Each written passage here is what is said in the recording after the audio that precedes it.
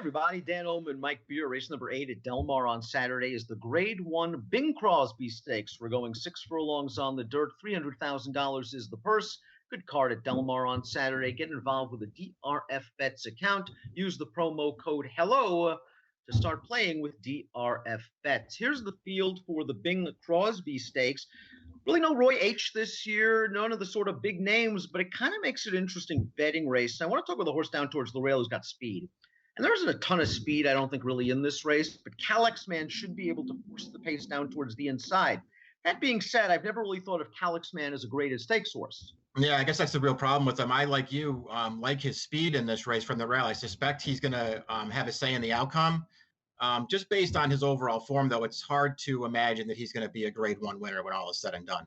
Number 2 is Desert Law, and he's stepping up in class as well. This Calbred deserves an opportunity because in 2 out of his last 3 starts on the dirt, 100 buyer, 97 buyer, he likely needed the race in between. His first start off of a long layoff. I have a feeling this guy's a little bit better than he looks on paper, and he is versatile enough to sit off the pace if the pace is hot.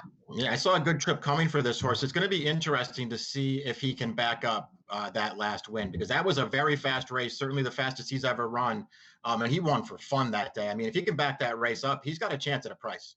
So up the time for U.S. pace projector for this race. Red bar scenario, not sure it's really going to be hot, although with Chief Cicatrice, the number 6 in this race, they're probably going to be going. Now, Chief Cicatrice might not be that 110 buyer horse that we saw in the 2018 Aristides, a race that kind of knocked him for a loop and sent him to the sidelines. He's come back with some good efforts. You know he's fast, and you know he likes to win races. 10 of 15, 12 to 1 on the morning line is good value.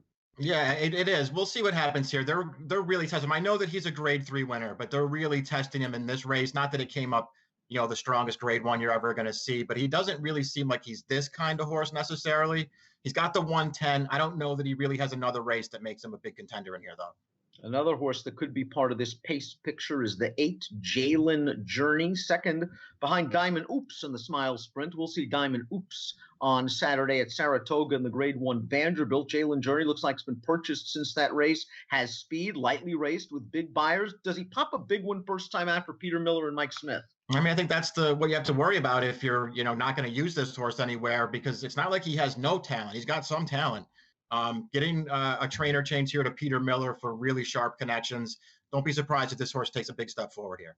Speaking of Peter Miller, a great claim of the 4 Line Judge. Took him for 62.5, immediately won the Kelly's Landing Stakes. This horse looks like a true late-running sprinter. I'm not concerned about him cutting back in distance. If he gets enough pace, he can be as effective at 6 as he is at 7. And as with several others in this race, he's a bit of a win machine. Yeah, listen, this race might set up well for him. We'll see how it all plays out. I'm not so sure that they're going to be absolutely blazing in front of him, but if they are blazing in front of him, he'll come running at the end. I couldn't talk myself into this horse, Dan. After racing around 2 turns in several starts, I think maybe Phil D'Amato found Airstrike's niche last time out as a 1-run sprinter.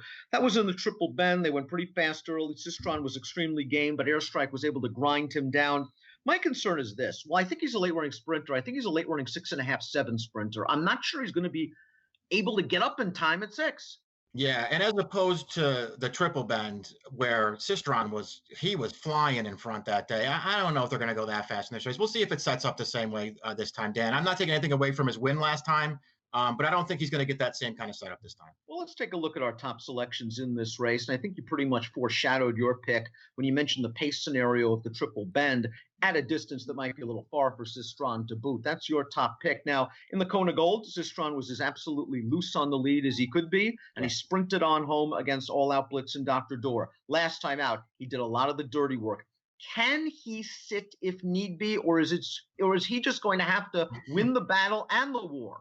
Yeah, I hope they're not going to try and sit this time. I'd like to see Espinosa just send him. I know that the horse down on the rail has some speed. I think this horse is faster. And I like both of his dirt races. They spend a lot of time with this horse on the grass. I think he's really taken a step forward on the dirt. I want him on the lead in here.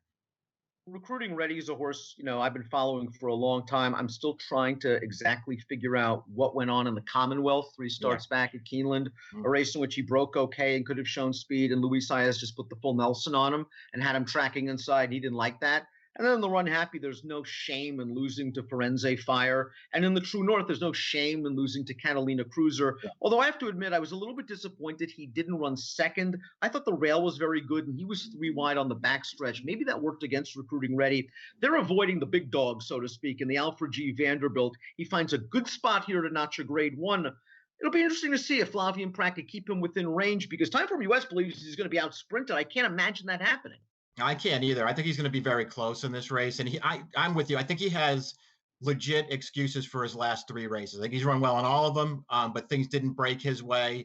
When you go 1 star prior to those and he ran a 105 Beyer win in that grade 3 at Gulfstream, he's fast enough to beat these horses. Doesn't need the lead, but he's going to be close.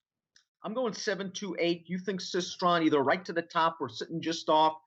Give me numbers. I went 3-7-8. I like Sistron right on the lead in here. I'm not against Recruiting Ready, but I want to try to beat him with Sistron. The Bing Crosby is the feature race at Del Mar on Saturday. You can get involved with that DRF Bets account. Promo code is HELLO. And approximate post time for the grade 1 Bing Crosby is 5:30 Pacific. Best of luck.